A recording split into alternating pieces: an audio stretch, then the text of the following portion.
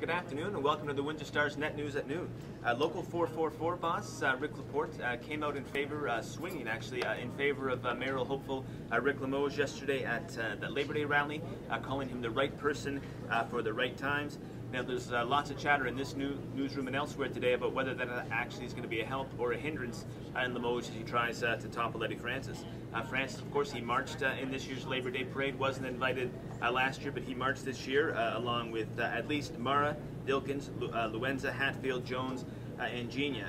Now, despite all that pre-parade talk about peace, joy, love, freedom, coming together, and unity, some harsh words leveled there by Labour. Laporte said there were politicians in this community that want to punish Labour, and presumably in a reference to Francis, said we cannot and will not stand by and allow this community to be torn apart by one individual. Now, Saul Fuhrer of the local Building and Trades Council, he got on his soapbox as well, and he blasted some city councillors who he sort of accused of just going there to troll for union votes, saying, quote, "Some are here like wolves in sheep's clothing."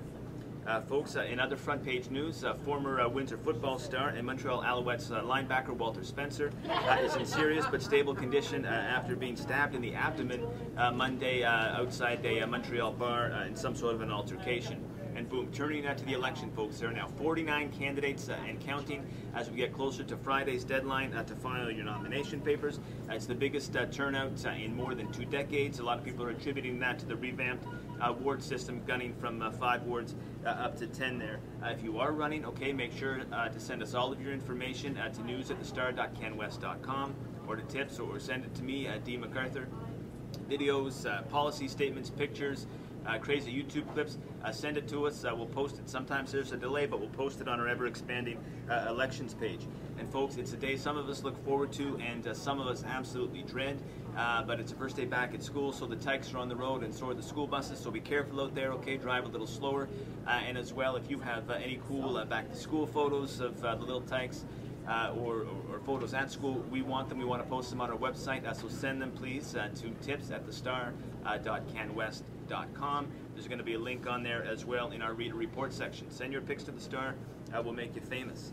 And also on the front page today, health reporter Sonia Pusic has a pretty powerful story yet again about Sylvia DeVries, who's battling ovarian cancer and feels betrayed by Ontario's healthcare system. They're still paying bills in the U.S. that OHIP wouldn't cover, and the cancer has returned.